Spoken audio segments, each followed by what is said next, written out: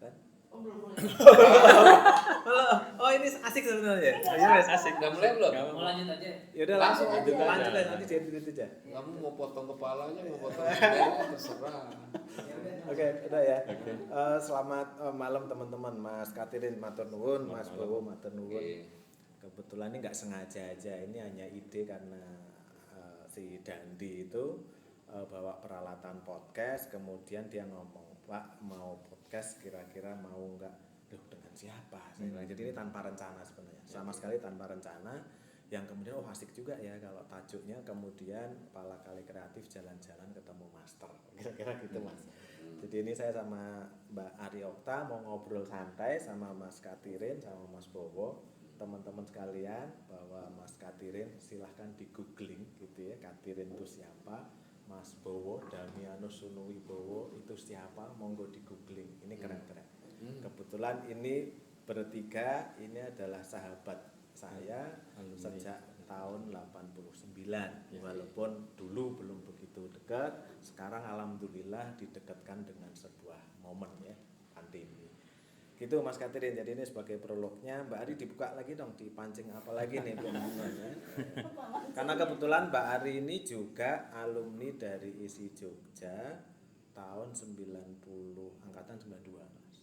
Oke, 92 DKV. Mas Katirin lukis 89, saya interior 89, Mas Bowo lukis 89. Ayo Mbak Ari.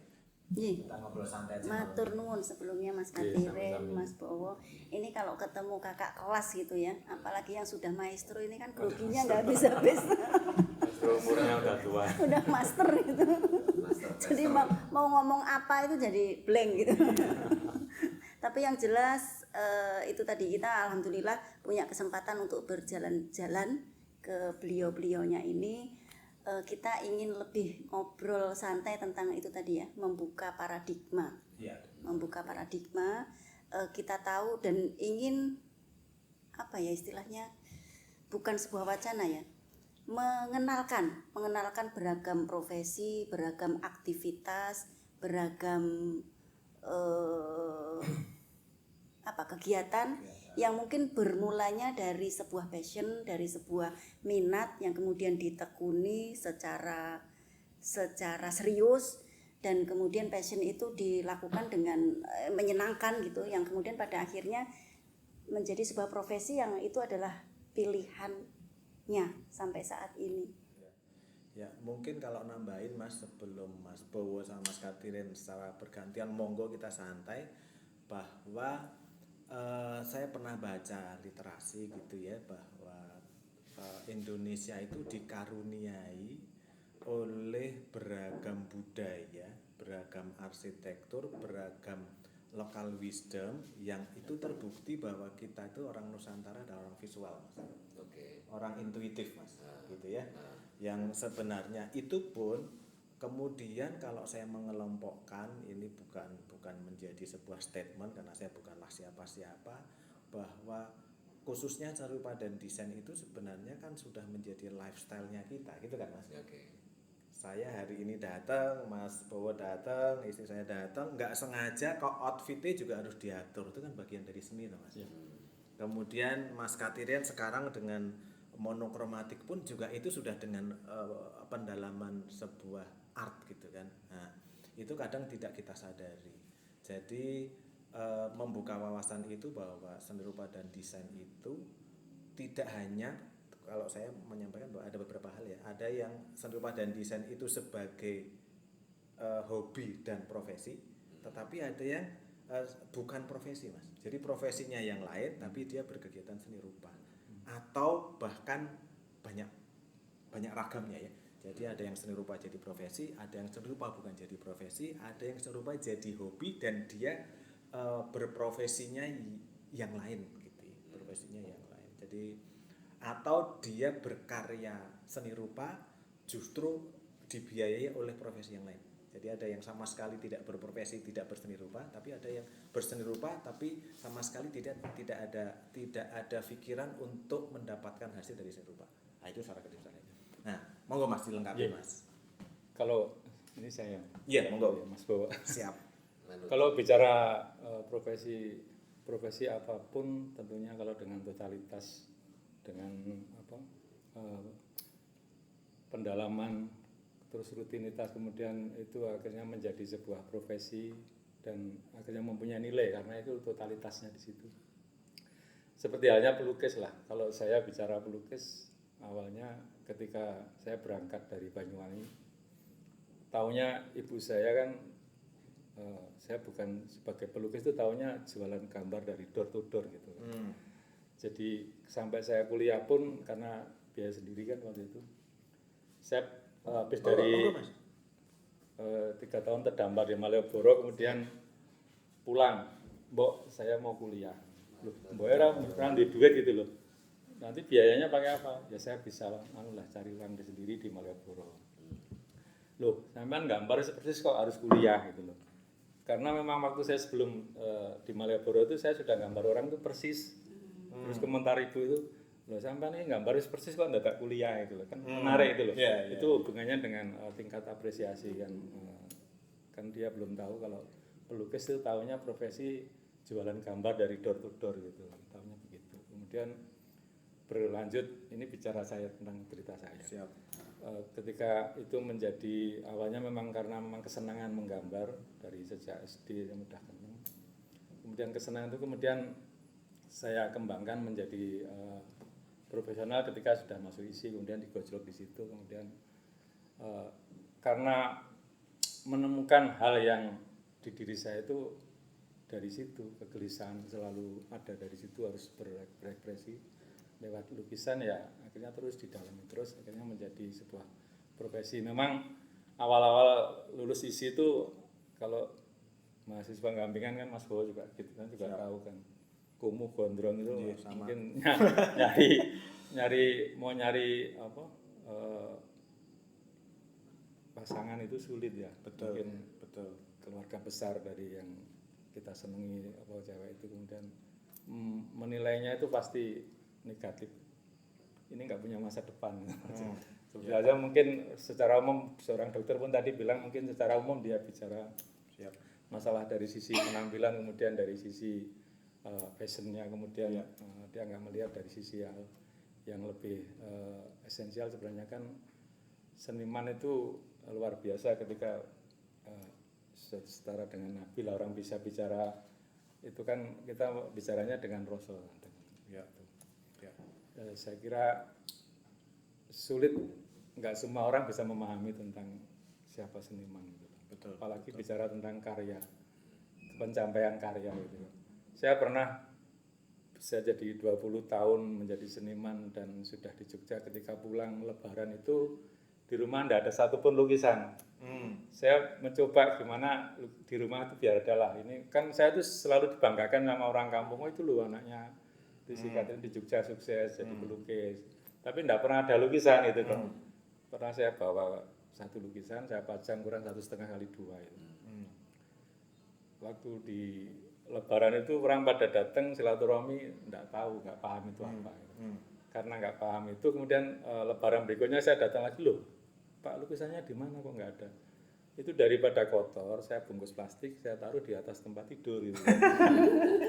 Kan nggak ada gunanya, lukisan nggak ada yang tahu di sini. Itu kaitannya dengan tingkat apresiasi. Menurut saya profesi seniman itu apalagi melihat karya, kalau orang yang nggak biasa bersinggungan dengan esensi karya itu ya pasti susah. Apalagi melihat gaya hidup senimannya yang kadang orang umum susah memahami. Iya. Jadi sebenarnya orang spesial ya. Spesial. Unik gitu ya, spesial. Iya. Tapi ini ya sebenarnya rata-rata sama ininya ya, paradigma orang tua kita gitu. Ketika kita memilih jalur itu, menekuni menjalani hidup itu sebuah tanda tanya besar gitu. Ini mau jadi apa, terus nanti mau ngapain, terus ya nanti akan seperti apa hidupmu gitu. Tapi prakteknya memang kalau dari kita ya, dia satu angkatan 38 orang yang sampai hari ini melukis tinggal berapa orang? Betul, bawah 10. Itu setiap angkatan selalu begitu kan, dan memang sebuah pilihan yang memang nggak gampang gitu menjadi seniman. Betul. Memang kalau di Mas di saya juga gitu ya, di prodi interior gitu ya. Kebetulan saya kan juga sering bergaul dengan teman-teman lukis dan segala macam di Piro Brajan ya Mas ya.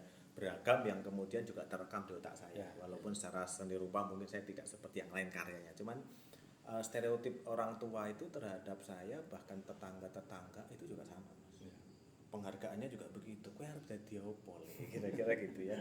Nah, mungkin yang tadi saya sepakat bahwa dari kami pun dari 38 anak sekian Sekelas. itu ya, sekelas. Sekelas. Terus kemudian yang kuliah tuh cuman sekitar saya lupa ingat antara 28 atau 26 gitu. Yang sekarang menekuni di dunia interior, Mas, nggak banyak. Ya.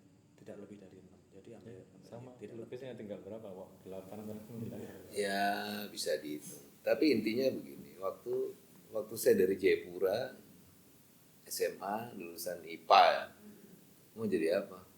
Jadi seniman. Hah? Gitu ya. Mau makan apa? Ya. Hal itu yang saya buktikan sampai sekarang, mematahkan yang orang bilang tidak, yang mungkin sekarang kita lakukan adalah waktu yang menjawab. Kalau bertumbuhnya, berprosesnya orang nggak tahu. Kita sendiri juga nggak tahu jadi apa enggak, Ya. kebos di mana enggak. Tetapi menjadi seniman itu sangat mahal. Mahal dalam arti yang sesungguhnya. Hanya menjadi seniman itu mental. Mental menjadi seniman sama menjadi seniman itu berbeda. Pondasinya harus kuat. Semua orang bisa jadi seniman, gondrong boleh, apa. Tetapi manajemen menjadi seniman, mental menjadi seniman, panggilan ya, hati nurani itu panggilan. Kalau menjadi seniman semua orang bisa gambar, tetapi pondasi mental, hati kecil itu bahwa saya mau jadi seniman. Caranya yang berbeda, ada yang kuat dan tidak kuat, ya kan? Mungkin orang bilang, dia kan sudah begini. Ya dulu kita kan lihat zaman Gunarsa, lihat dosen-dosen kita, kayak begitu, piye caranya? Nah kita aja gambar aja di celak, ya kan? Begitu. Ya seperti Mas Katrin bilang, ini gambar kita juga nggak ngerti. Gambar realis sudah lulus, kalau mau lanjut boleh nggak? Tetapi bukan itu yang dilihat. Menggambar realis persis plek, semua orang bisa, meniru bisa. Tetapi yang dibedakan adalah soulnya, ya, estetikanya, membangun rasa apa itu? Itu yang dilatih, bahwa kita kenapa kuliah untuk mempertanggungjawabkan esensi karya. Masalah orang mengerti nggak mengerti itu masalah tingkat pencapaian dalam pemikiran dan rasa yang tidak didapatkan oleh orang awam. Mas, jadi ini ya, ini menarik karena udah saling melengkapi informasi itu. Justru pertanyaan saya menjadi begini, Mas. Apakah memang benar profesi kita sekarang itu memang harus tergantung dengan proses tahapan akademis? Sebenarnya akademis itu kan kita belajar teori. Maksudnya akademis itu dalam arti gini, Mas ya. Kita menjadi seni rupa masuk di sekolah seni rupa gitu. Ya. Itu untuk mempertanggungjawabkan karya, lu menjelaskan. Kita kalau lihat gambar itu kan visual. Tetapi jabaran kita menuliskan definisi, judul, terus ada kecilannya itu. Kenapa begini, kenapa begini, kenapa begini, kan harus dijelaskan. Kita ambil misalnya kalau menjadi panjang, ini di buku ini, di buku ini, buku ini. Kan kita baca. Orang itu menjadi lebih muda sampai tua karena banyak membaca. Dia melatih motorik, ya, mencerdaskan. Karena kita bisa melihat orang yang tua tidak pernah membaca sama orang tua yang membaca. Saraf motorik otaknya berbeda. Di sini masih pingin baca, tetapi kalau orang yang tidak banyak membaca, aku pingin tidur. Istirahat, capek. Tetapi orang yang pintar, banyak membaca, mengisi waktu kosong bukan sambil tidur.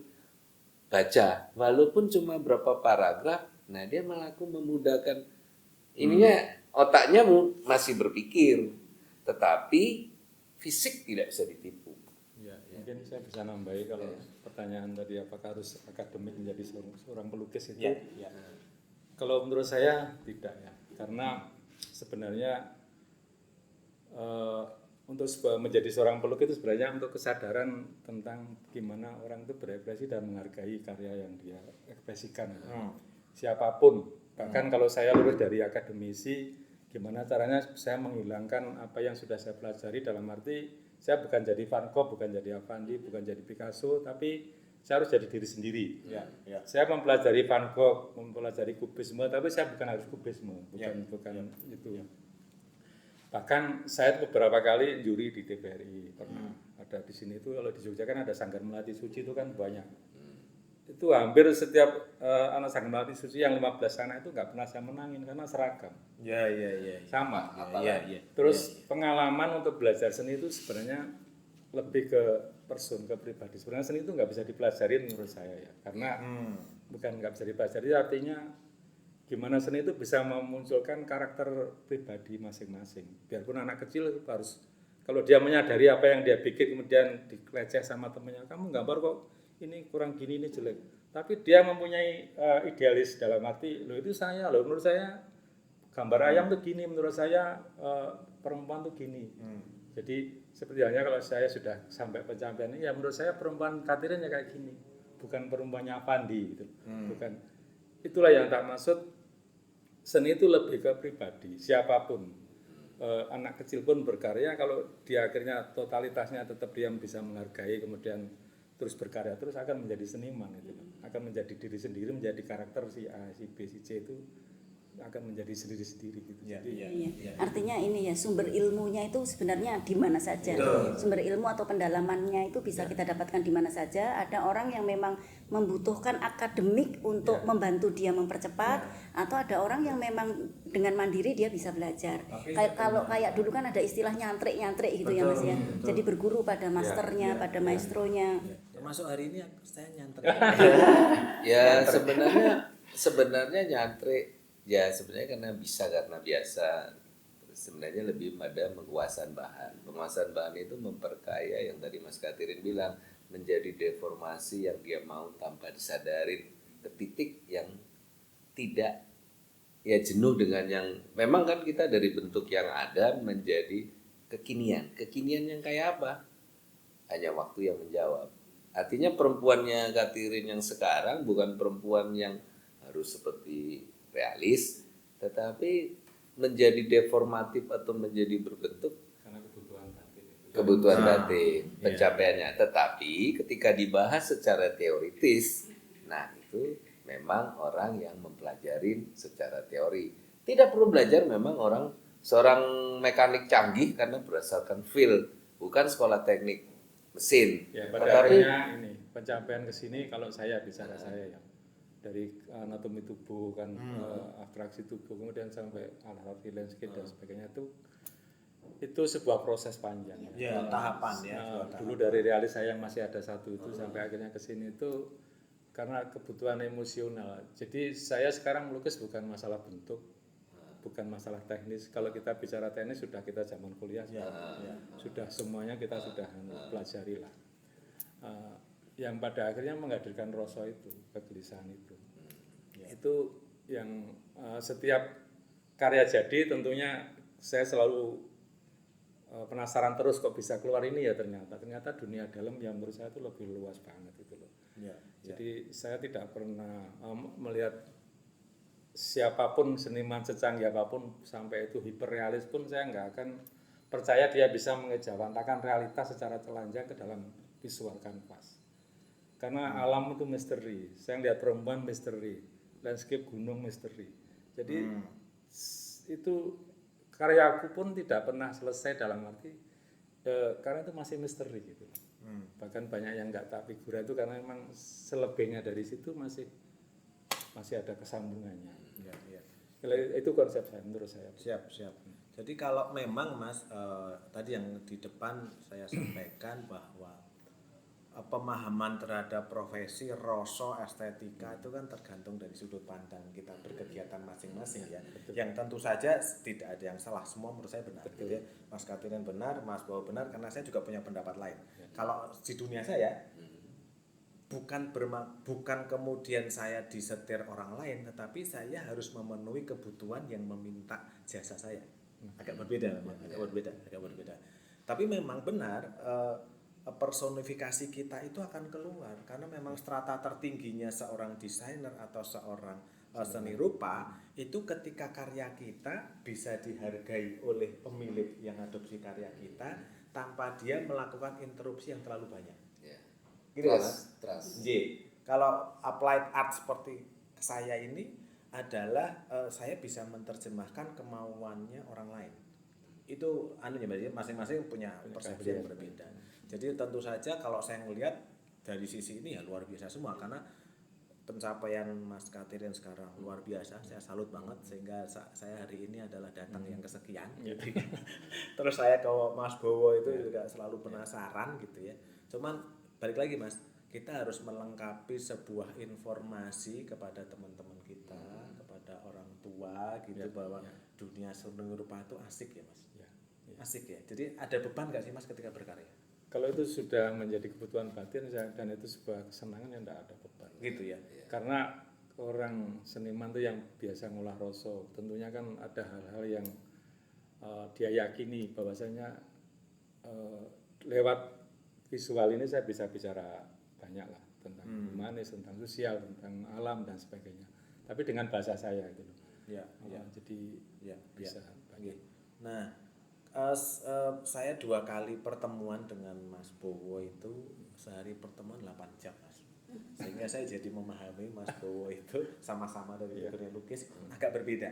Karena Mas Bowo agak bersinggungan lebih banyak dengan dunia saya. Lebih banyak. Jadi gitu ya Mas, semoga benar ya. Jadi ada permintaan yang kemudian diterjemahkan Mas Bowo untuk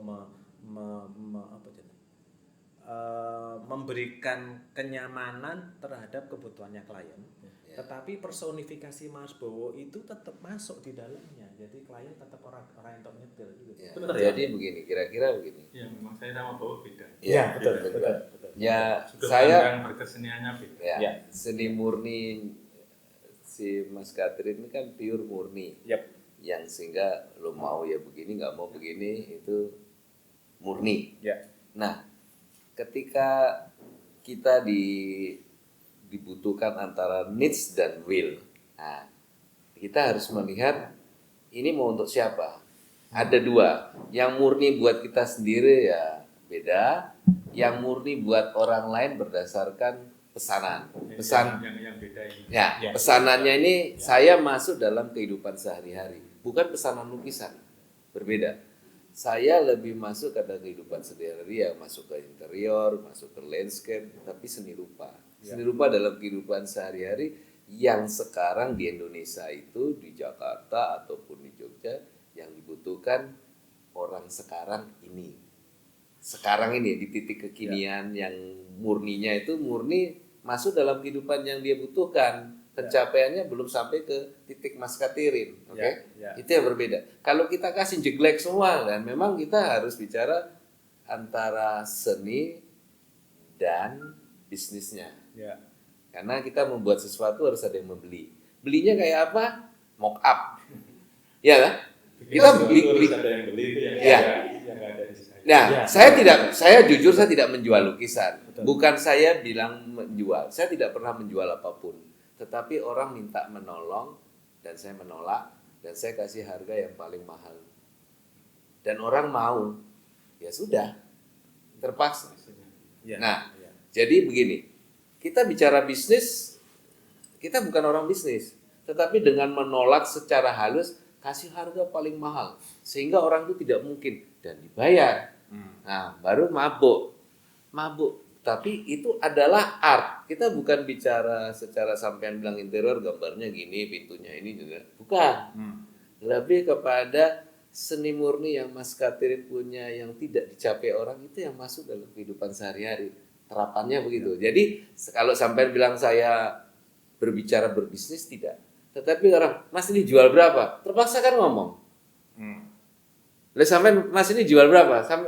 Terserah sampean, bingung orang. Orang Indonesia tuh basicnya nawar, ya kan? Kasih harga semahal pasti dia nawar, ya kan? Jadi bagaimana dalam menjadi seniman yang berhasil dalam dunia kita, ya kita kasih harga. Karena orang nanya, sekarang Mbak itu dijual berapa? Orang bingung toh. Ya umumnya aja. Wah, tetapi saya tidak menjual lukisan saya kasih mahal supaya orang nggak beli. Titik. Jadi Tapi memang- kalau dibeli ya koprol gue. Iya, mungkin sorry ya. Jadi persepsi yang menurut saya gini, ini diskusi yang menarik. Nah, ini kan cuma ngomong kosong nih. Iya. Beda. Saya tidak jual lukisan. Kebetulan saya di tengah, Mas. Iya. Nek jejeran kok jawil-jawilan terus, Mas. Tapi asik karena gini, persepsi menurut saya persepsi itu tentang dunia kita berbeda-beda dan itu benar semua gitu kan. Benar semua. Nggak ada Tapi intinya begini Mas, inti ya, bentar. Jadi sebenarnya kita ini kan punya talenta. Betul. Ada beberapa talenta, ya kan? Mas Katrin mengembangkan melukis, saya juga melukis. Tetapi saya punya talenta lain yang dipaksa keluar selain ini, Mas. Ya, sampai nanya lukis, ya saya ngelukis. Tetapi talenta saya dipaksa dalam tempo sesingkat-singkatnya, nah terpaksa saya bisa.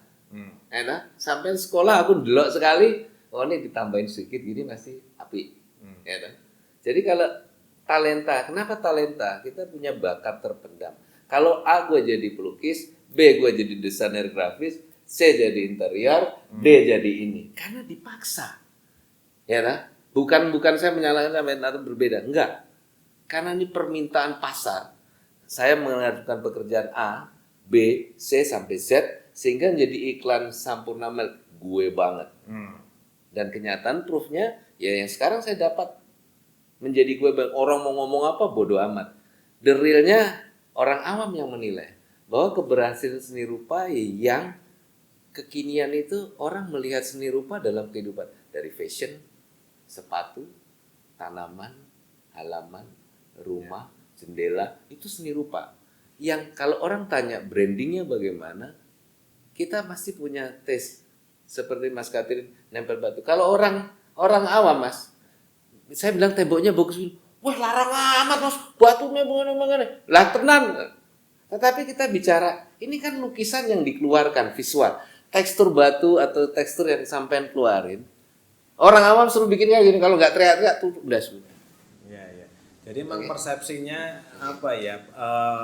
Semua benar Mas. Jadi semuanya benar. jujur aja nih makin memperkaya informasi yang saya terima.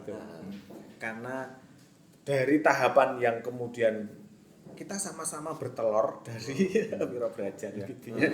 Tetapi perkembangan pemikiran karena referensi, karena perjalanan hidup, karena Tuntutan pertemanan batin. dan segala macam tuntutan Kebutuhan batin, masyarakat. kebutuhan itu menjadi berbeda. Berbeda. Jadi gini, saya waktu bawa juga datang lama nggak ketemu kan? Iya. Bawa tamu spesial yang dia bawa ternyata nggak. Ya itulah. Iya. Dia bawa itu cerita, kamu selama ini mana lukisanmu? Dia kerja di Gramedia lama. Iya. Terus mana karya yang idealismu?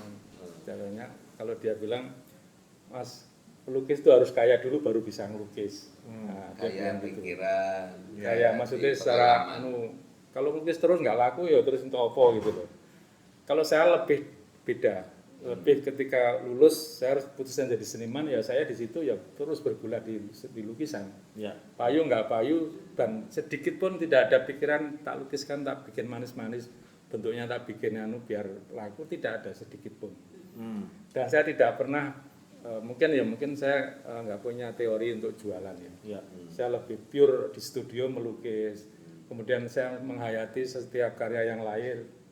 Kemudian untuk melahirkan karya yang berikutnya itu selalu introspeksi yang dari belakang kemarin itu ternyata ada yang menarik, ini harus dikeluarin lagi, volumenya ini harus tak tambahin ini, ternyata ini lebih luar biasa.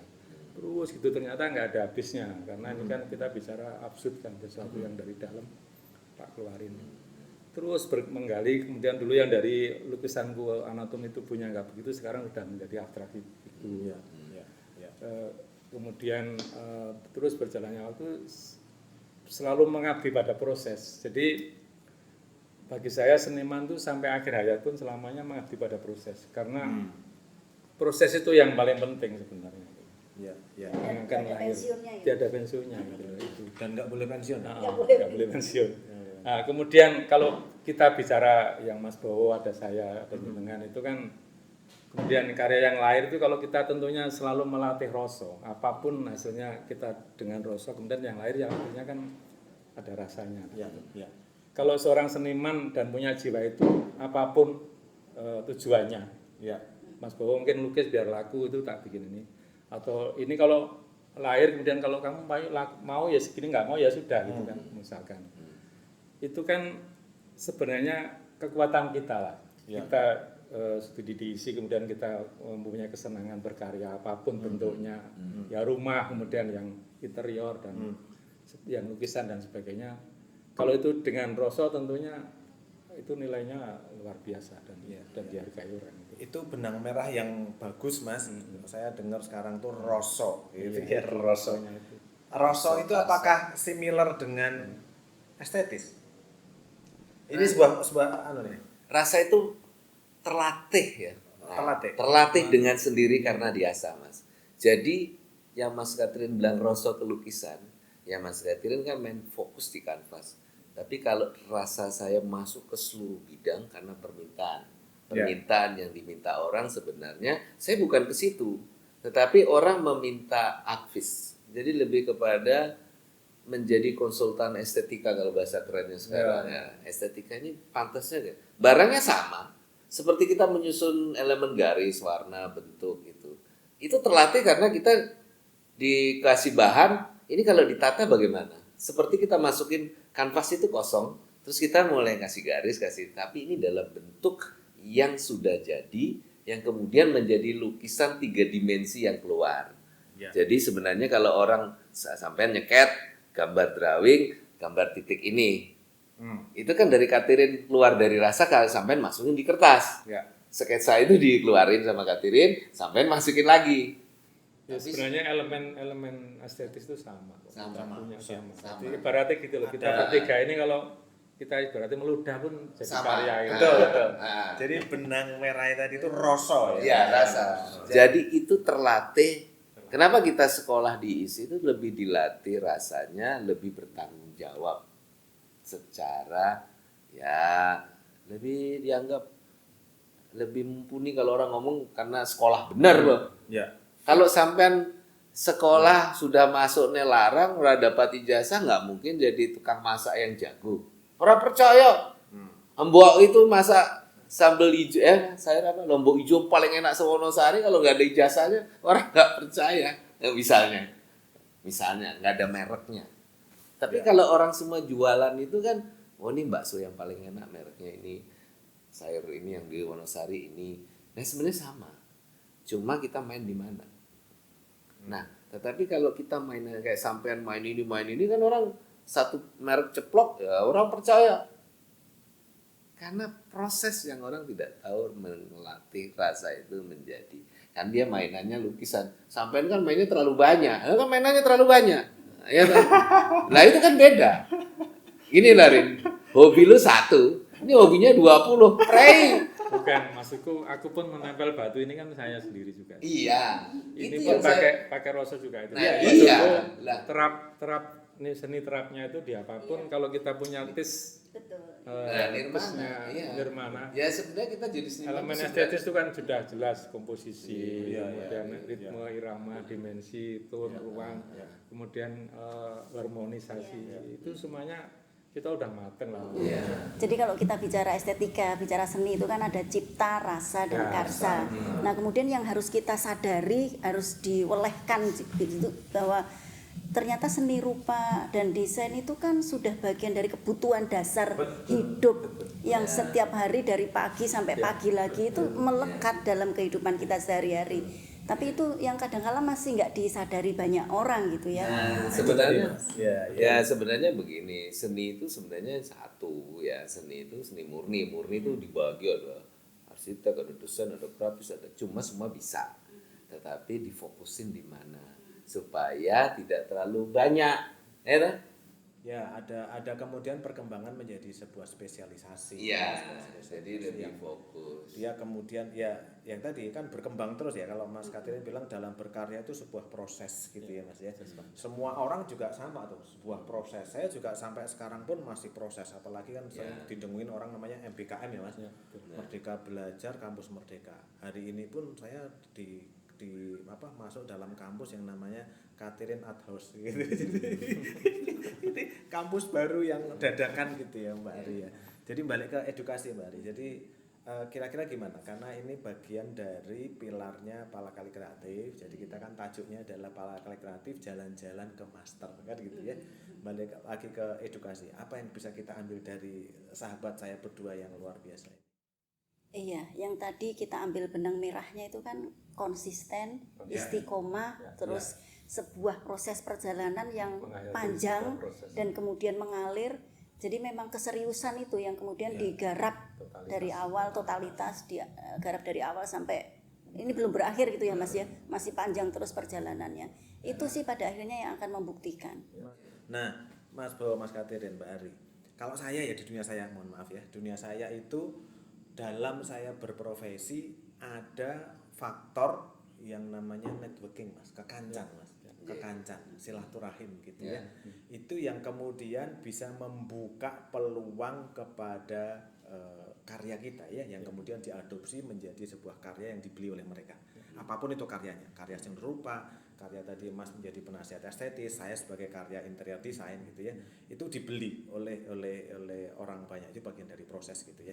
Nah, apakah proses-proses seperti itu kaitannya dengan kekancan networking ini bukan bicara masalah seni rupa secara makro ya Mas ya. Sebuah perjalanannya Mas Katirin ketika mendapatkan pencapaian seperti ini, apakah ada faktor kekancan dan silaturahim yang mempengaruhi Mas dalam berkarya? Kalau itu saya kira pasti ya, karena network itu kita bangun juga lewat pameran, lewat workshop keluar, ke beberapa negara gitu ya. Itu kan tentunya kita membangun network itu ya, membangun link dan kaitannya juga dari teman membawa kolektor, dari itu kan sebuah kebutuhan juga untuk gimana caranya kita tetap bisa survive, bisa jalan. Gitu ya Mas ya. Ya, jadi sebenarnya networking itu kekayaan kita adalah pertemanan.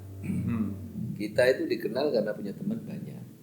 Nah, orang itu dipercaya karena kata teman. Karena teman itu yang memberi referensi antara menjadi baik tidak baik itu tinggal masing-masing cara mengkomunikasikan. Jadi sebenarnya dalam seniman itu harus pandai mengkomunikasikan. Bagaimana menyampaikan karya. Ya bukan yang ngomong karya aja, tetapi sikap dari pribadi seniman itu adalah komunikasi sehingga orang trust. Bukan hanya kepada karya, kepada pribadi, kepada kehidupan sehari-harinya, sehingga kita akan merubah image orang yang dulu bahwa seniman itu mau makan apa? Enggak. Tetapi itu adalah seniman yang dikatakan dipantaskan dan memantaskan. Bagaimana kita mau dipantaskan kalau kita sendiri nggak memantaskan diri kita bahwa diakui oleh masyarakat bahwa kita hidup berhasil.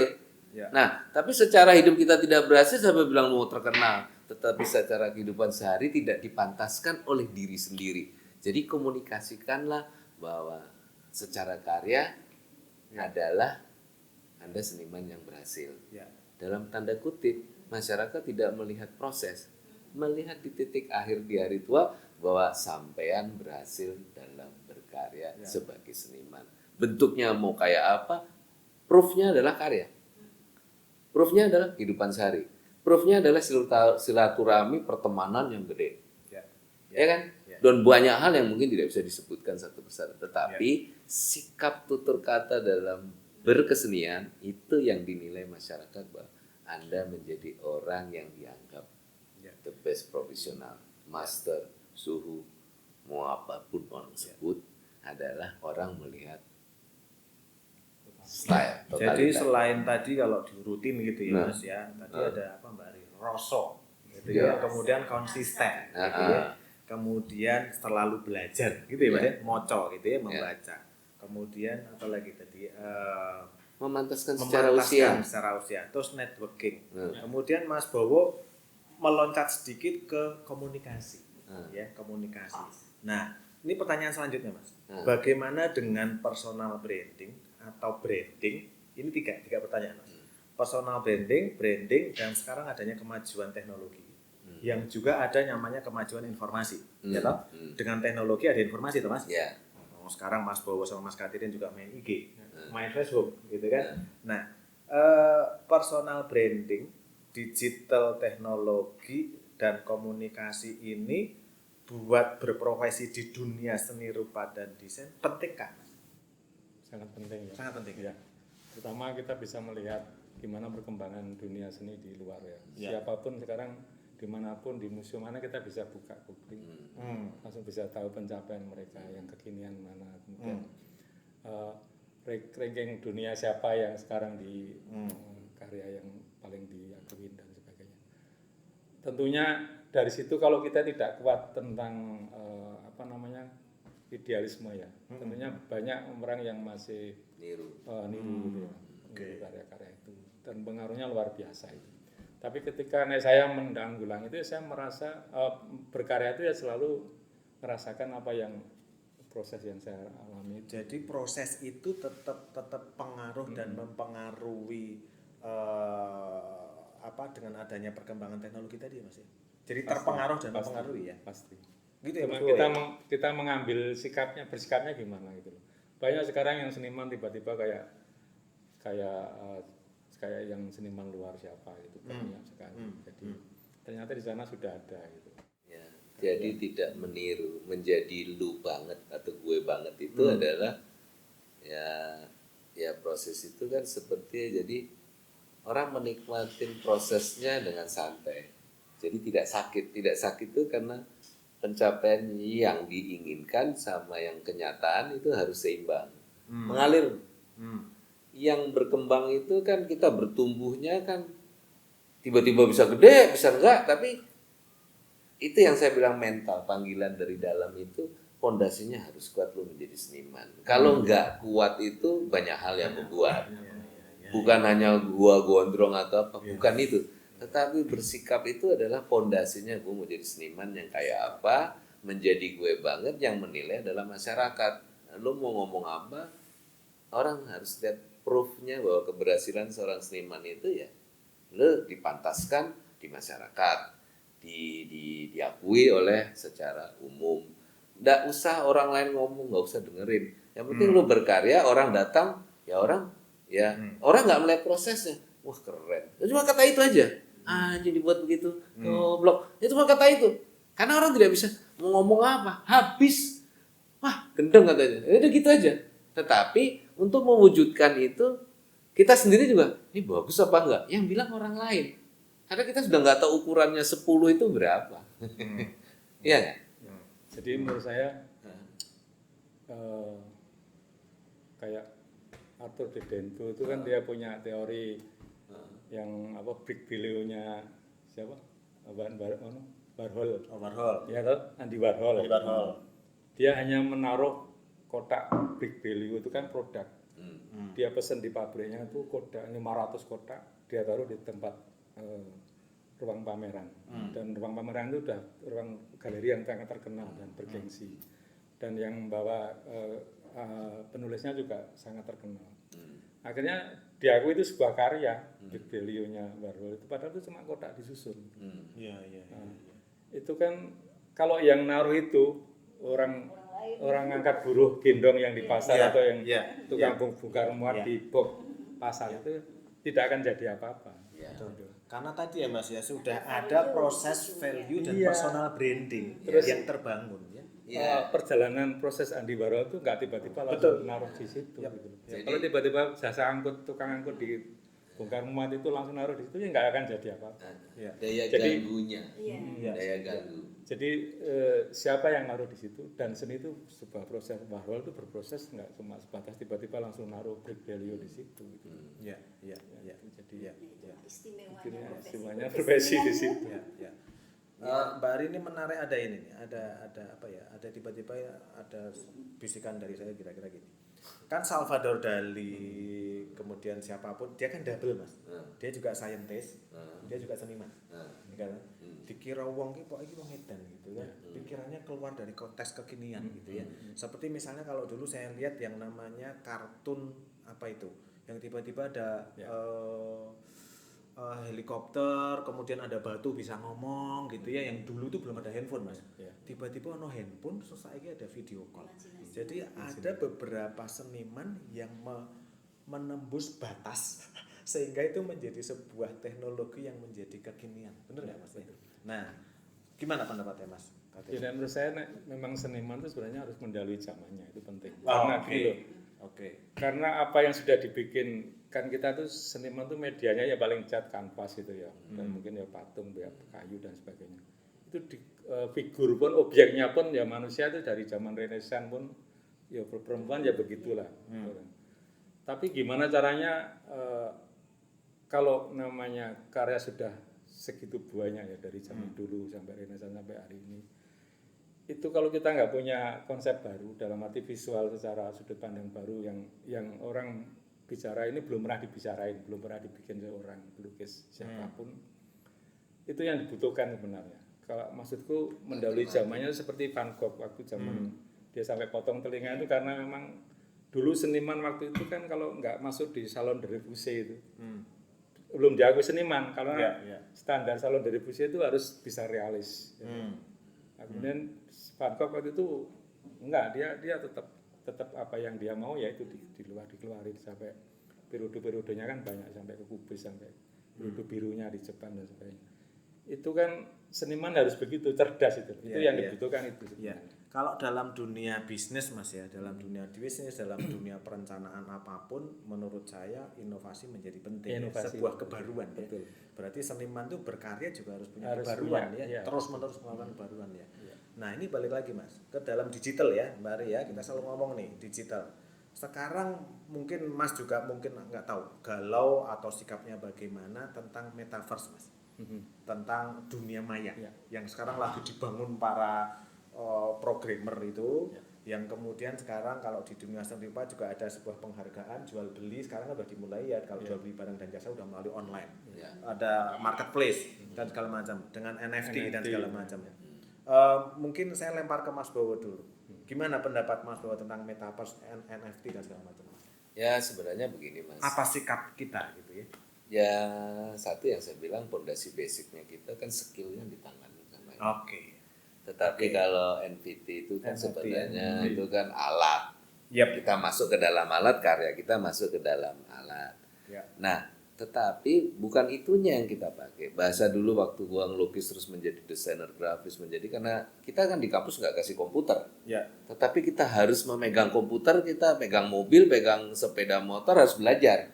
Nah, kita menerjemahkan itu ke dalam itu karena mengikuti kekinian. Nah, tetapi yang orang harus ingat bahwa menyederhanakan persoalan secanggih-canggihnya dunia itu, basicnya adalah sederhana pada titik awal. Kekayaan kita adalah di pikiran, di skill. Kalau alat itu semua listrik mati, lu bisa gambar apa? Kalau lu skillnya nggak bisa.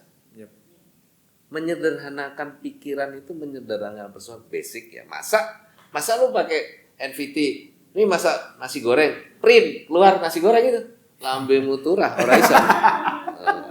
Nah, basicnya adalah yang orang harus kuasai adalah natural, pure, murni. Kita seni murni.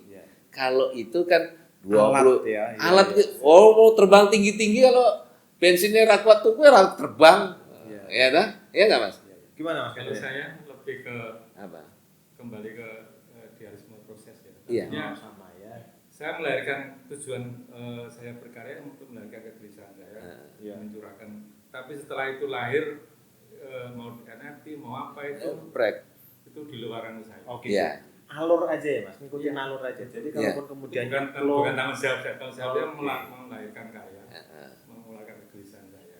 Tapi apakah ada gini Mas? Misalnya gini Mas ya, kita ngomongin ada dua hal ya. Jadi di dalam dunia seni rupa itu kan visual ya Mas, yang ditangkap kan.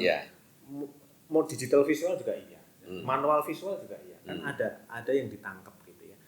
Nah, ketika berkarya misalnya tadi Mas, ketika dalam dunia digital itu, apakah terbersit misalnya gini, ketika Mas Katirin, Mas Bowo, ketika mendapatkan sebuah calon yang mengadopsi karya kita, baik sebagai seniman murni karyanya akan diadopsi dan dibeli oleh kolektor, atau Mas Bowo dengan nasihat-nasihat estetisnya itu dibeli oleh sing duwe duit, kira-kira gitu ya. Apa namanya? Apakah ada usaha untuk mencapai ke sana?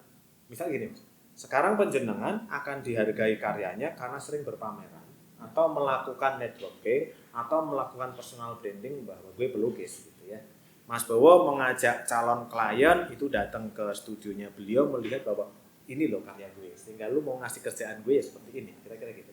Apakah kemudian dalam dunia metaverse, dunia digital ini, Mas masuk ke sana sebagai sebuah ikhtiar harus berpameran di sana? Ini Mas hatirin dulu, ada nggak sebuah ikhtiar? Ya. Kalau selama ini belum sih. Belum ya. Apalagi Apakah akan ada ke sana? NFT juga saya masih ada pemalsuan juga di situ kan. Iya. Ada beberapa yang ada apa namanya belum Murni. Jadi masih bagian dari proses ya. masih proses. Mas Bowo? Ya sebenarnya jujur sama diri sendiri aja. Jadi sebenarnya kita di sekarang itu ya basicnya yang sekarang kita lakukan ya kita ikutin tren sekarang. Kita basicnya sekolah ya kita pegang cat, pegang kuas, kanvas, pegang ini gambar. Envit itu ada alat. Jadi itu hanya masalah waktu. Waktu karena kita diajak untuk masuk ke dunia mau terbang itu kali ya. Jadi tinggal kita masih nggak ikut itu. Kalau sekarang begini Mas, kalau kita masuk ke NFT sudah tidak ada pensil, tidak ada kertas, ya terpaksa harus bisa. Oh, oke. Ya, Alternatif ya. bukan Sebuah alternatif, pilihan, ya? bukan alternatif Mas. Misalnya Jokowi bilang kita masuk ke mobil listrik, semua listrik, ya kan? Nggak ada bensin, nggak ada solar, nggak ada minyak tanah sekarang larangnya setengah bit. Nggak mau kita terpaksa ya, tuku, ya kan? Ya karena ada duitnya untuk beli listrik itu. Tapi kita sekarang proses dengan mobil listrik yang 1 miliar, 2 miliar, gue harap tuku. Pasti orang semua, wah kelarangan. Genjot naik sepeda semua kok. Nah gajinya nggak cukup beli listrik kok. Nah, ini cara pandang yang sebenarnya yang kita harus tahu. Itu sebenarnya kan media. Media. Alat. Ya, media itu yang membangun. Zaman dua leang-leang yang melukis di Palembang kan Ya. memang medianya adanya baru itu. Iya, kan? iya. Mungkin kita nggak sampai di situ. Ya. Media yang nanti cepret gini langsung sepret. Nah, itu kan teknis. Tapi kita nggak tahu juga loh perkembangan. Kita kan Ya, ya itu sebenarnya Mas Adin. Kita dipaksa masuk ke ruang waktu yang sebenarnya kita tidak pernah tahu. Seperti orang tidak pernah bersyukur kepada yang memberi hidup sehingga kita dikasih COVID 2 tahun. Nah, COVID. sehingga kita tidak pernah bertemu ini. Ini kan kita Iya, baru betul. ketemu. Betul. Iya dah, mati gaya dah. Betul. Aku ora tau ngomong ke atas, suruh ngomong begini. Iya. Itu ya dah. Nah sebenarnya inti COVID itu bukan penyakitnya, tetapi menyadarkan manusia bahwa Tuhan itu ada yang memberi hidup. Betul. Nah, sehingga semua orang takut mati berdoa. Sekarang kita dibuka, sekarang kita ngomong. Kayak orang bener ini kita ngomong, ya kan? Nah, iya. Lagi bener Mas. Iya kayak bener.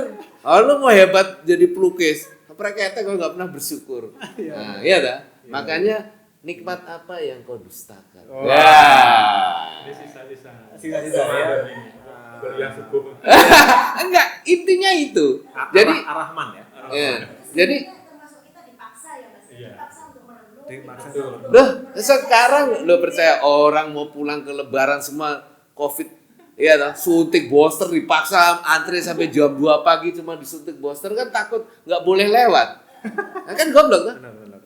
Benar. Saking takutnya. Tapi orang tidak pernah tahu esensinya. Jadi sebenarnya kembali menjadi manusia yang kayak apa. Ya kita memang ditulis jadi seniman, berhasil apa enggak, tulisannya selesai apa enggak, kan gitu. Ini kita lagi dibaca di halaman sekian di umur berapa halaman sekian ini betul. kita dipertemukan, kita ngomong yang ya menganggap kita kayak orang benar, nggak apa-apa. Ya toh? Nah, situ juga kita lagi main diajak ngomong yang gini-gini nih. Wah, loro gue. Jadi loro Mas. Ya, ini orang jalan-jalan Lebaran terus ngajak ngomong brokasinya. Wah, loro ya. Kena jebakan Batman. Iya, artinya kan ya kita tidak menyadari, tapi intinya adalah bahwa menyederhanakan persoalan hanya Tuhan yang tahu. Kalau orang bilang seniman enggak mungkin itu. Ya enggak bilang enggak mungkin kan orang. Tapi Tuhan bilang ada, ya terjadi seperti ini. Yang bilang nggak mungkin siapa? Oh menjadi seniman nanti gini-gini. Proofnya hanya waktu yang menjawab bahwa proses itu tulisannya begitu. Makanya kita dilebihkan dalam hal apa, itu sudah ditulis sama sana. Nggak bisa dikurangin. Apa? Aku ngomong apa? Habis ngomongin teori mumet gue ya? Pinter orang. Hah? Oh, kita bocor. Kalau Pak Ari, ini Menyimpulkan beberapa nanti lupa. Jadi kalau berhubungan sebelum ada terakhir. Iya, kalau berhubungan dengan proses kreatif kan kita bicara cipta, rasa, dan karsa. Terus kemudian kita harus kuatkan yang 3 itu tadi, skill, knowledge, sama attitude. Dan itu sebenarnya berlaku untuk semua hal gitu ya, bukan hanya di profesi berkesenian saja. Tapi catatan khususnya itu tadi bahwa profesi berkesenian itu adalah profesi yang sangat istimewa karena membutuhkan mental yang kuat itu tadi ya Mas ya. Berbeda dengan profesi yang lainnya, ketika kita bekerja itu bisa dijual langsung mendapatkan sesuatu. Sementara kalau ini ya memang Stempelnya kan kita pasang penny nih, seniman. Copot orang. Copot orang. Aku wis 25 tahun ngareke bendera ning kene ya. Ya turun enggak bendera. Jadi menjadi seniman yang besar itu butuh tempat bahwa lu pernah hidup di sini. Jadi sejarah itu tidak jejak, pernah, ya, jejak perjalanan karya Mas Katirin di Art House Katirin ini sampai kali terus gue itu kan sebenarnya kita tidak pernah berpikir menjadi kayak begini, tetapi proses yang kita harus diberi merek. Ya, memerekkan hidup kita itu bahwa kita menjadi seniman yang pernah ada. Caranya dia ya. Kalau sampai berhasil dalam hidup tapi dalam stempelnya nggak ada, ditinggalkan, selesai. Ya nggak Mas? Lo mau jejak ya, artefak. iya jejak. Terus kemudian bicara tentang metaverse, tentang dunia digital yang memang tidak bisa dihindarkan. Ya memang kuncinya adalah kita harus bisa beradaptasi. Adaptasinya bentuknya seperti apa yaitu macam-macam. Yang penting kita kan harus terus membuka pikiran kita menjadi seorang pembelajar sepanjang hayat gitu ya.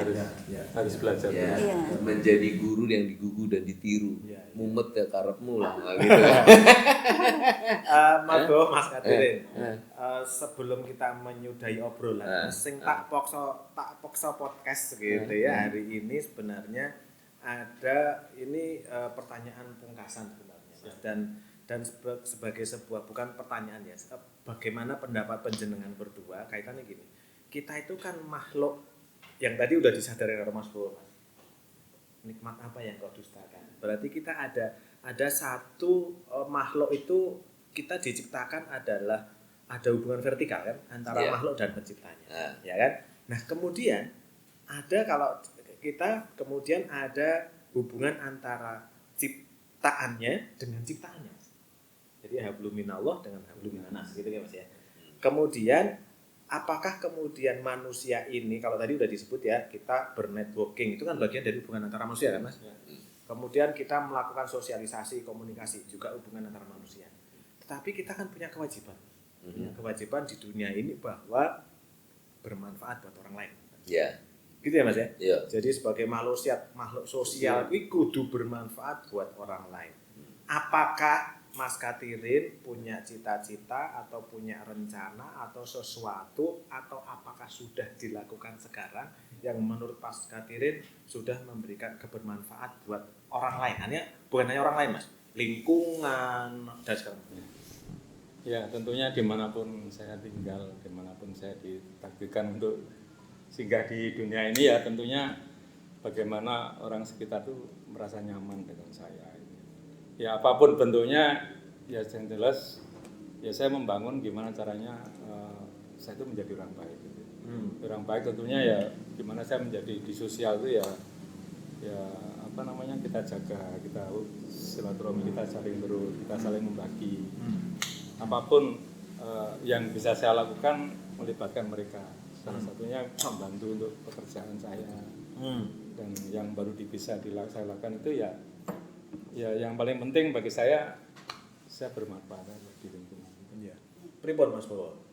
Ya yang Mas Katirin bilang ya itu kan semua orang pasti ingin hidupnya diakui bahwa lu berhasil dalam hidup. Berhasil dalam hidup itu yang menilai kan orang lain. Jadi bukan wah ini orang berhasil gitu. Berhasil itu ukurannya apa? Tetapi yang menilai kita berhasil menjadi bermanfaat. Kenapa kita dilebihkan? Karena kita berbagi. Nah, berbaginya apa? Ya karena dalam berkarya. Kita memberi rasa estetika itu untuk balancing buat orang bahwa seni itu adalah penyembuhan yang mungkin kita juga tidak tahu mau disembuhkan di sebelah mana, diganjel mana, tutup mana, kayu erosi jadi api, kalau ini jadi api kan. Tetapi kita dilebihkan menjadi seorang seniman yang dalam berproses untuk bahwa kita di seniman diakui oleh orang lain, itu masyarakat yang menilai.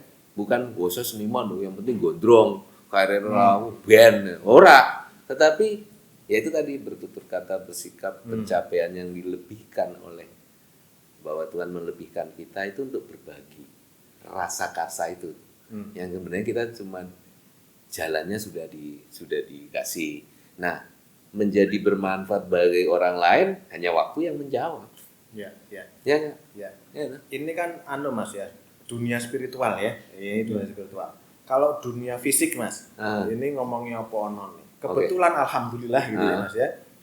Mas Katirin sekarang sudah di masa Covid, malah saya dengar bikin sebuah Katirin Art House yang sebenarnya kalau saya ngulik adalah sudah berusaha memberikan manfaat yang lebih dibanding kepada lingkungan, karena tadi saya dengar Pak Durungi Rene Mas, aku cerita ya sebelum ngobrol ini kita cerita bahwa Mas Katirin ingin memberikan ruang kepada teman-teman seniman lain untuk memamerkan karya di sini. Yang tidak difikirkan secara rupiah, kira-kira gitu ya Mas ya. Jadi art space ini sudah diniatkan oleh Mas Katirin menjadi tempat yang bermanfaat buat orang lain. Bahkan kemudian saya dengar banyak kumpulan teman-teman seniman yang ngumpul di sini ngobrol ngalor ngidul, kolaborasi, diskusi yang secara tidak langsung memberikan manfaat buat orang lain. Jadi ini bermanfaat ya. Alhamdulillah Mas, saya dan Mbak Ari ini juga punya art space yang memang kalau kami sudah dedikasikan cukup lama, jadi linknya sebenarnya sama. Nah, Mas Bowo ini juga di tahun yang kemarin setelah diopiak-opiak oleh saudara kita, gitu. Terus dibilang ya gitu ya. Jadi kemudian sekarang menjadi area publik juga, gitu ya, area publik yang itu secara tidak langsung dimanfaatkan oleh ya Mas ya. Ibu-ibu ya, pada datang, jadi gitu ya. Semua orang nanya kapan balik ke Jakarta. Ada yang mau pameran foto, ada mau. Aku bilang nanti habis Lebaran aku pikir ya. Aku lagi kalau orang kekinian bilang healing itu healing. Tetapi sebenarnya, juga setelah Pak Ipong itu setelah 2 kali pameran atribut ada 10 orang seniman yang pengen mendaftar ke sini. Besok 14 Maret Mei. Ini kan hari menggambar. Kemudian aku barengi Arjok tanggal 2 Juli. Nanti Mbak Cipu sama si pelukis Bandung 7 orang berpameran di sini. Terus sebenarnya banyak sampai akhir tahun sudah ada beberapa. Nanti urusannya anak saya yang manajemen. Ini secara fisik saya lanjutin Mas, karena gini, kemarin saya ngobrol sama Mas Bowo, adik dari teman kita, gitu ya, adiknya Mas Karliko, si Mas Zamrud itu kan ya, sekarang aktif di Danas ya, dia aktif di sana, bahkan ngobrol dengan saya cukup lama, dia cukup mengapresiasi secara pribadi dan secara perwakilan dari pemerintah dalam tanda kutip ya, karena dia sebagai PNS di Danas. Jadi nggak usah diedit ya dan dia masalahin. Tapi ini keren karena ini membuat motivasi buat kita. Karena justru Mas Zamrud itu memberikan apresiasi gini Mas. Mas Adi, aku seneng banget loh masyarakat itu secara mandiri menciptakan, kemudian membiayai, kemudian menyelenggarakan kegiatan kesenian itu dengan sendiri. Jadi akan tumbuh sebuah aspek baru yang tidak tergantung dengan pemerintah. Itu keren banget ya. Keren banget karena itu akan menampung karya banyak orang, akan memberikan peluang pada banyak orang, sehingga di situ terjadi perputaran yang banyak, perputaran pengetahuan, informasi, bahkan ke perputaran ekonomi. Jadi keren banget ya Mbak ya. Jadi memang kalau bicara spontanitas ya, jadi spontanitas. Besok kita bikin acara udah dung jadi. Tapi kalau orang yang kita bicara dari kacamata ekonomi, bullshit tuh duitnya dari mana? Bisa mendatangkan orang banyak kalau orang advertising ya. Kalau melihat kan bicara bisnisnya, cuannya sekian, ini sekian, habis duit sekian. Tetapi bicara art itu spontanitas, karena ketulusan dalam berkarya. Karena kita butuh ruang. Kalau kita bicara seniman berbayar, udah mundur teratur di balik gunung semua. Oke, bicara karya aja kita pusing, bicara bayar tempat nggak jadi. Tetapi bicara spontanitas, jadi kecerdasan seniman itu melihat saling menutupi kekurangan itu yang menjadi kekayaan yang orang terpaksa beli. Asu kayak gini keren.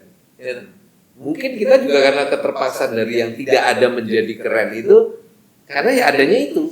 Tapi kalau dikasih, ini terus gue gawe, malah mumet bos. Ya, betul. Nah, kita itu menjadi seniman itu dalam kondisi terbatas menjadi luar biasa itu ya seperti kita cuma dikasih tinta Cina, lidi, kertas, gambar nomor. Pokoknya setiap hari harus gambar 10. Kan itu menyederhanakan persoalan. Kalau harus tuku, standarnya pakai kertas ini harus rada hati kabeh. Nah, itu. Jadi kekayaan yang kemarin saya melihat adalah kekayaan kita adalah pertemanan. Dari segala kalangan, dari teman kita musik, tari, terus pencinta seni. Yang mendatangkan itu mereka kan pakai uang jauh. Dan itu tidak bisa dibayar. Wah, edan usung ini. Gar-gar kepala, nggak bisa ngomong. Tapi buktinya orang sebanyak itu. Sehingga orang bilang, wah duitnya sopo. Nah, sampai sebuah ruang galeri atau apa di Jogja itu kalau profit susah ya. Nggak bisa. Nggak bisa karena seniman semuanya berpangkal di sini. Kalau Iya. orang mau datang mau nyari si A, rumahnya di sini mending ke senimannya kan. Iya. Ya. Kalau saya lebih ke bukan profit istilahnya, saya membuka Memberi ruang ini kan sebenarnya rasa syukur saya ketika dikasih ruang. Iya. Pertama itu Berbagi. Yang kedua, saya merasakan gimana dulu kita waktu proses mau pameran pas kita Susah. masih mahasiswa apa dan setelah Ya, itu benar. harus mengajukan proposal dulu kemudian harus bayar harus Lu siapa belum terkenal. itu yang saya rasakan dulu Ya. ketika kita pengen pameran tidak harus bayar uang nggak bisa Ya. bayar itu kan luar biasa jadi ini yang saya dedikasikan untuk anak muda atau siapapun lah tentunya Ya. tidak usah bayar yang jelas urusannya yang paling penting ngadain acara ya kalau pengen rame ya kamu bawa hiburan sendiri Ya. saya nggak listrik bawa Ya. uang ini saya Ah, sendiri ya benar. Ya, nikmat apa yang kau dusta ya? Ya. Ini wujud syukur ya. Dusta. Dusta ya. Aku sampai itu karena gara-gara orang tidak percaya bahwa pencapaian itu dusta apa sih yang kau berikan jadi padaku. itu di kitabnya dia juga ada bab ya lahir di rumah tuh tadi Betul. Apa itu? Nikmat apa yang kau dusta? Ah. Itu terjemahan dari itu. Ya. Jadi Ya. mungkin juga begini mas. Alhamdulillah ya malam ini dipaksa dangdut gitu. Saya paksa ini sebenarnya tanpa rencana juga. Saya mau ngobrol apa juga nggak ngerti ya udah sikat aja. Karena ini bagian dari silaturahim yang kebetulan direkam secara digital oleh Dandi dan memang kemudian mas kalau saya boleh mengatur bahwa saya paksa saudara-saudara saya ini memberikan manfaat dari obrolan kita mas. Jadi nek kalau tadi kita nggak rekam barangkali yang dapat manfaat cuma saya doang atau Mbak Ari doang. Lalu. Jadi kok picik banget gitu ya. Iya. Jadi kita mau berbagi obrolan kita buat teman-teman, buat semua yang akan memberikan semangat gitu ya. Mas, ya. Yang tentu saja orang sing kurang. Ya, nanti orang bilang kok itu aja orang. Karena gue lihat di mana Instagramnya FDI, laki-laki kan gitu. Aku dengerin guys. mungkin testimoni terakhir ya. Ya, Silakan. Kalau jangan takut orang siapapun yang gemar menggambar atau melukis yang tentunya pengen jadi pelukis tidak harus jadi sekolah di akademisi seni rupa atau apa. Ya. Otodidak pun bisa jadi diri sendiri, artinya tentunya dengan totalitas, dengan kemauan yang keras, dengan menghargai apa yang sudah kita bikin dan mental yang tadi Mas Bowo bilang itu sangat penting untuk dipegang gitu ya. Itu aja. Jadi terus berproses, jangan ada hentinya karena memang seniman itu mengabdi kepada proses selama. Ya. Mau nggak mas? Last statement mas. Nah kalau saya bilang kan rajin pangkal kaya ya, rajin mengumpulkan karya, nanti kayanya tuh karya banyak amat kan? Orang kan melihat bahwa proses menggambar kalau jadi seniman karya yang dikumpulkan dari main-main menjadi banyak, kekayaan adalah kepuasan batin itu dulu gimana? Nah, keuntungannya sekarang itu kan kamera di handphone itu ada. Kalau kita dulu kan enggak, harus punya ini. Baru jadi. Persoalan kita beda. Beda generasi dengan sekarang adalah kita melakukan angka 1 sampai 10, mereka 10 sampai 20. Tapi kita 1 sampai 20 kita merasakan enak nggak enaknya. Nah, kita direkam sama sampean ini kan ada jejak digitalnya kan kekinian. Betul. Dulu kita ngomong di Haji Hasan kayak budak kayak apa? Ketemu Putus Tawijaya duduk di pinggir got, ngobrol, Mades, keadaan almarhum itu kan. Nah, kita duduk semua di belakang Haji Hasan. Tapi jejak digital nggak ada. Foto itu mungkin sekarang sudah klisenya hilang atau apa. Tapi ini yang saya bilang, kita mensyukuri bahwa menjadi proses dalam perjalanan. Mungkin tidak kelihatan atau kelihatan itu nanti hanya waktu yang menjawab. Tapi ada satu hal bahwa rajin, tekun dan konsisten, profesional. Occupation profesional, up to you. Apapun itu ya Mas. Yes. Matur, justru saya malah meminta Mbak Ari bukan nambah, tapi Mbak Ari memberikan ulasan tentang pembicaraan. Karena kita Gatel gatel bahwa kita jangan menyimpulkan, karena kita hanya menggelitik kepada teman-teman yang nanti melihat obrolan kita. Aja nesu pokoknya. Aja nesu. Nesu boleh. Yuk Mbak Ari, silakan. Nyuwun tambahan testimoni. Maaf. Tadi kan untuk para calon pelaku. Iya. Mereka kuat mental Profesi. memasuki dunia profesi yang istimewa ini. Nah, sekarang pesan untuk orang tua, Mas. Karena walaupun sekarang kita sudah dimelekkan dengan berbagai macam wawasan yang sangat luas, kita bisa browsing dan segala macam dengan mudahnya bahwa profesi ini semakin hari semakin bertumbuh banyak banget. Tapi tetap saja orang tua mempunyai keraguan ketika anandanya itu memilih profesi ini. Nah, apa yang pesan untuk orang tua supaya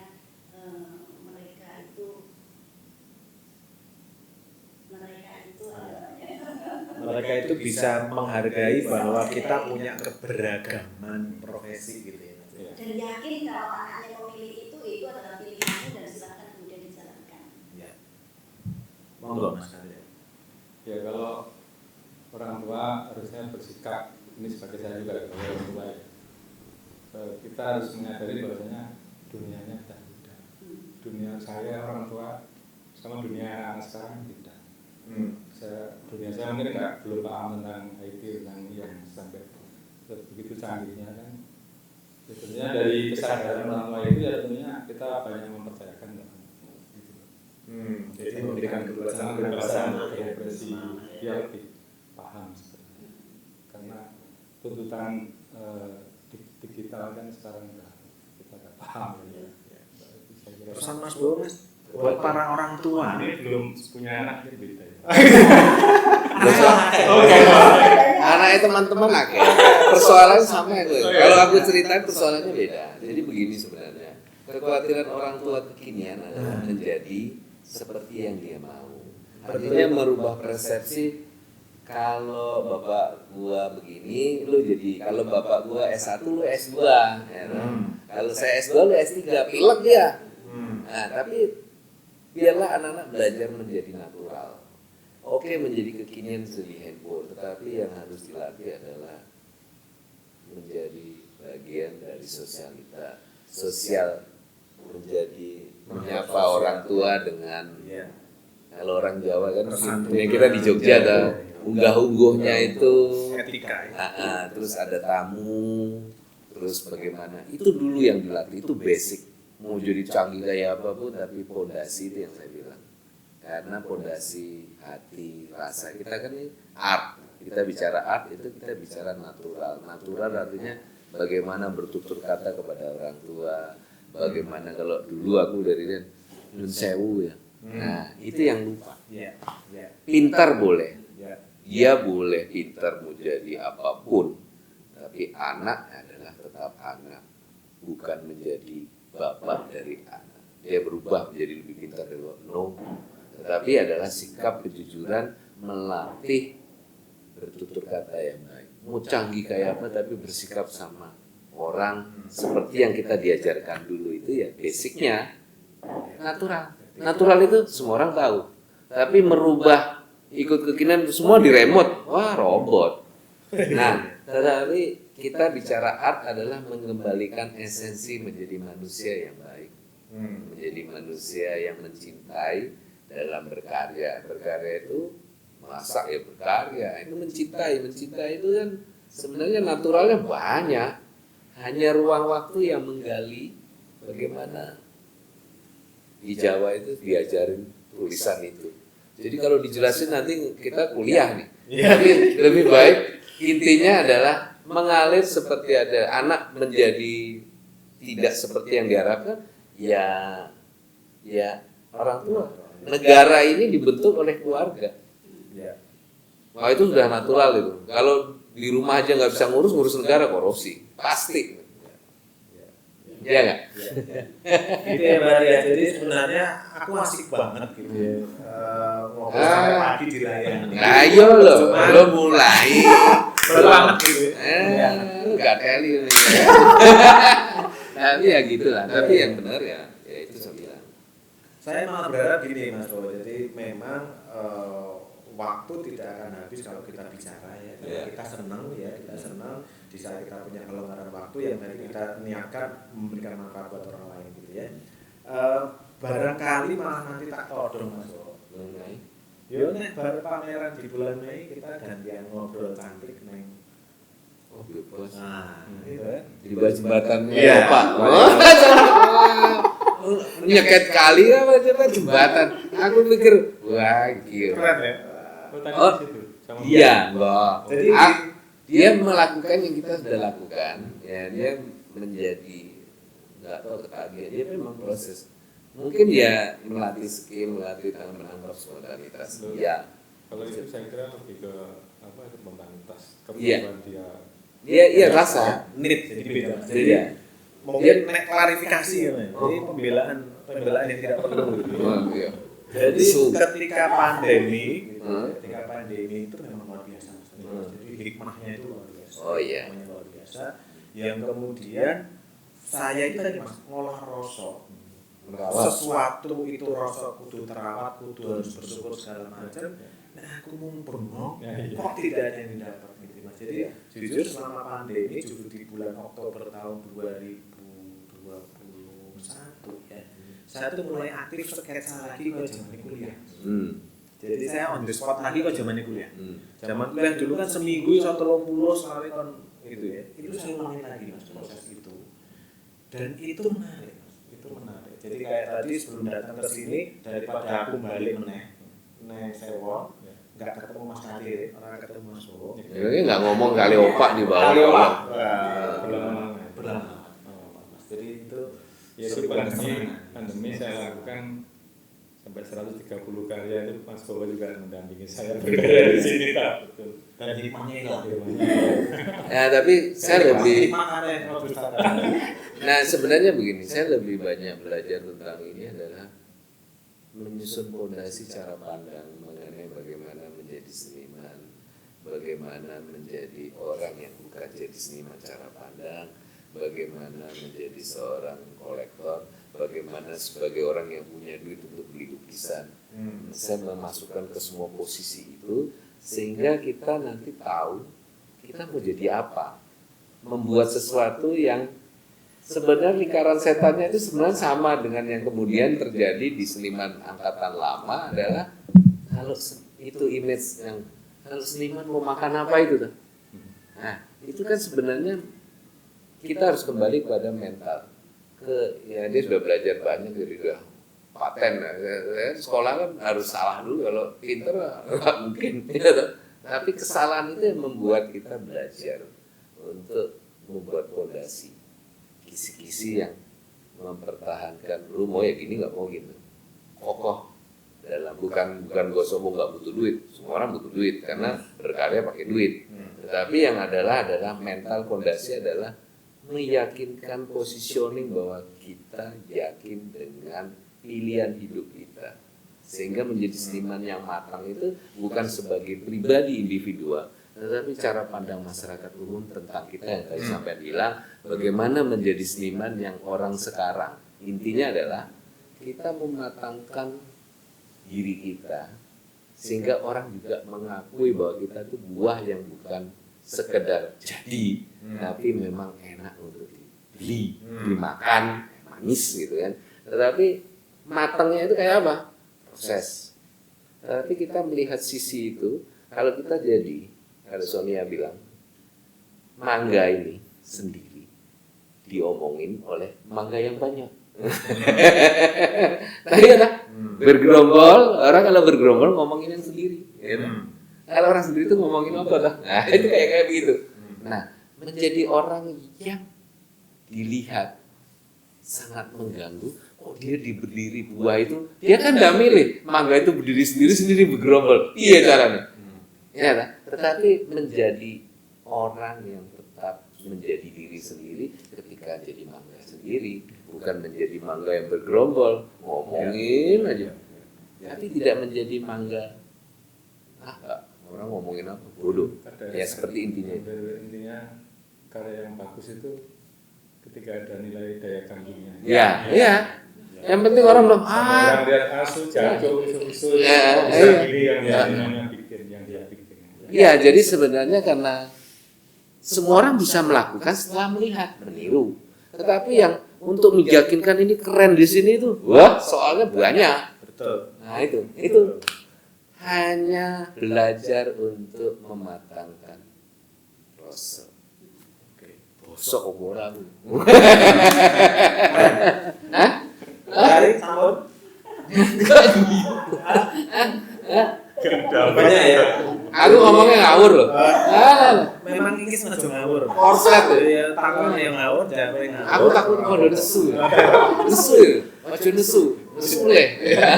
Tapi mungkin ada hal ini ya yang banyak orang mungkin belum menyadari atau tidak menyadari bahwa sebenarnya Allah Subhanahu wa taala, Tuhan Sang Pencipta itu menciptakan makhluk-makhluknya itu tidak seperti sebuah kertas kosong gitu. Tapi sebenarnya mereka sudah diberikan fitrah-fitrah gitu, sudah diberikan pemberian-pemberian yang melekat. Ada fitrah keimanan, ada fitrah minat bakat, dan salah satunya adalah fitrah estetika. Yang ini kemudian kadang-kala diabaikan, tidak penting bagi para orang tua. Kita semuanya seharusnya sepakat ketika anak-anak lahir, terus kemudian mereka kecilnya semuanya pasti senang menggambar. Semuanya senang menggambar. Di situ mereka sebenarnya sudah mengasah rasa berkeseniannya. Tapi yang pada akhirnya itu sebenarnya akan mengelola attitude-nya, akan mengelola itu tadi ya, skill, knowledge, attitude-nya itu. Tapi itu kemudian yang diabaikan orang tua, dikatakan ada jalan, itu tidak penting, ada hal lain yang penting. Nah, kemudian itu yang mempengaruhi perjalanan berikutnya. Ini yang harus dipahamkan. Ya, karena sebenarnya kan orang menggambarkan anak-anak itu mencoret tembok itu kan sebenarnya ingin menceritakan, hanya omongannya kan belum sampai, urut aja kan. Ya sebenarnya kan banyak orang tidak menyadari proses, tapi proses itu dipotong untuk di bore up, kalau mesinnya langsung engine-nya vroom vroom vroom gitu kan. Padahal sebenarnya enggak. Secara pintar, tetapi kosong di dalam hati itu karena kurang asupan jempol apa ya? Apresiasi ya. Tapi sebenarnya komunikasi adalah sentuhan. Iya. Sentuhan itu membelai dia untuk mengajarkan. Jadi menjadi guru itu sebenarnya tidak gampang, karena kita harus melihat dari pola keluarga menyampaikan persoalan, sehingga menyederhanakan penyampaian itu diterima. Ya toh? Kalau biasa makan tempe enak, asin lepung, tempe ada tempe bosok, ada tempe mendoan, ada tempe ini, tempe. Nah seperti itu tingkat tempe. Tapi tempe jelasin, jadi biasa makan tempe mendoan, dikasih tempe lepung. Orang nyambung, pelajarannya nggak terima tempe. Nah itu yang untuk menjadi seperti yang sekarang. Ya seperti kita jadi ini ya, prosesnya masing-masing cara pandangnya mumet muntah-muntah. Mas nanti depan itu ada polisi, kowe lewat gang. Lali lah, duduk bocor. Ayo. Dengan pilatin duduk polisi deh. Bocor mampir ke kontrakan saya. Kita lagi melukis bareng itu, melukis gambar bentuk. Dia bilang, kan ketinggalan di kampus. Nanti gue mulai, ojo lewat lampu merah itu, kamu lihat gang. Ngajian polisi. Nah, balik polisi senyum sana. Wah, nempel di bis.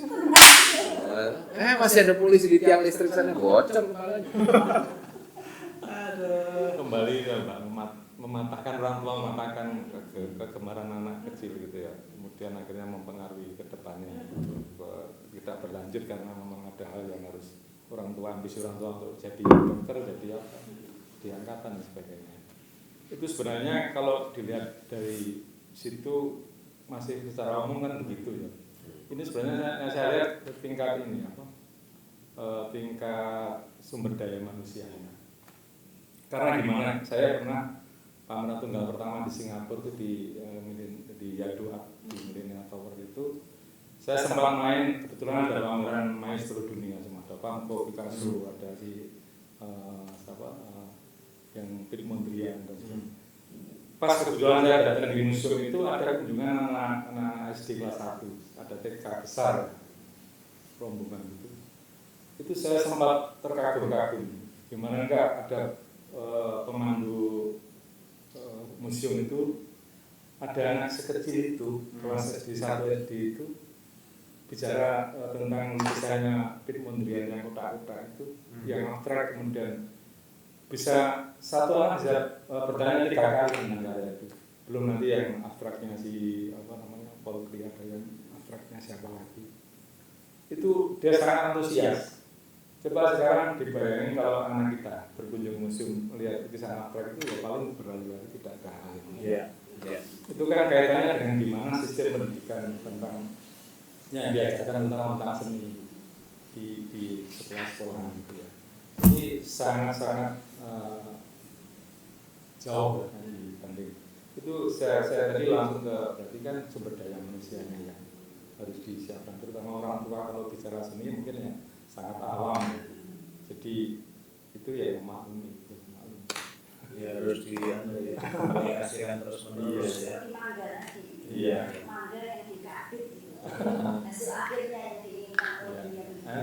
Betul. Karena sistem mengajar di anak, mengajar lukis lah, itu pun banyak yang ada lomba warna, ada kasih sampel di papan tulis dan harus diplak. Itu kan sungguh-sungguh. Belum nanti ada, tidak pernah diajar museum tentang gimana bicara tentang lukisan, patung. Ya jauh di kita bicara. Jadi Mas Katirin, Mas Bowo, terima kasih banyak. Kalau tadi di awal saya diminta untuk membuka obrolan, sekarang izinkan saya untuk menutup obrolan dengan mengucapkan matur nuwun sangat. Oh, matur nuwun. Tak paksa direkam dalam bentuk digital. Masa kita broadcasting aja sampai ke Jogja? Memang kita rencanakan? Enggak juga. Enggak teli. Yang kita bisa ngumpul ya. Semoga bisa memberikan manfaat buat orang banyak nih Mas. Amin. Jadi saya dan Mbak Adi tidak berusaha menyimpulkan Mas. Jadi biar teman-teman yang melihat rekaman digital ini menyimpulkan sendiri, tapi tentu saja pesan kami adalah tolong simpulkan dengan cara positif.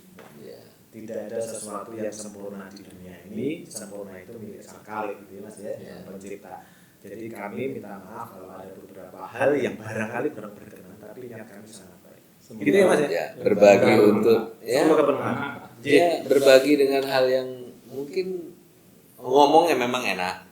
Yang susah adalah praktek. Betul. Ya, praktek adalah masing-masing sampai mau melakukan ya monggo. Kalau kita ngomong kelihatannya enak, ya belum tentu enak, ya kan?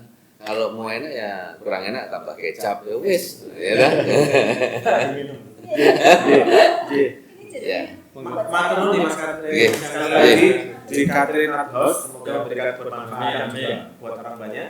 Termasuk tempatnya Mas Bowo yang luar biasa itu. Saya akan mau kunjungan untuk ngobrol lagi. Dan kita semua sepakat bahwa ya kita berusaha untuk memberikan manfaat untuk orang lain. Matur nuwun Nggih. teman-teman salam kreatif. Ini ngomongin seniru Pak, kemarin ngomongin mesin. Pegang kepala. Oh tenane orang Wonosari. Dewean. Sama istri. Oh gitu. Iya iya. Oh, gitu. Iya. Betul, Mas. Angkatan lulus 2000. Oh, ini juga sempat ketemu kita dong berarti.